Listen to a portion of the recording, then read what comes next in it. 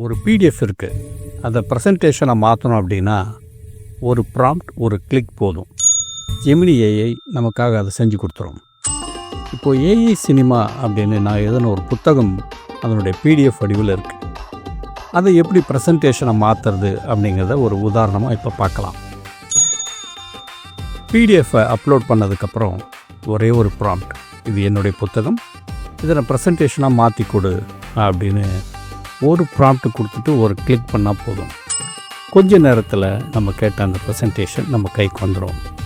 வேணும்னா டவுன்லோட் பண்ணிக்கலாம் அல்லது அப்படியே பயன்படுத்தலாம்.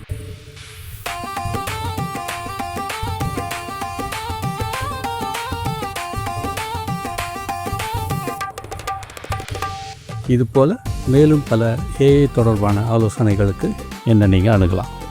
நன்றி. செல்வகுமார்.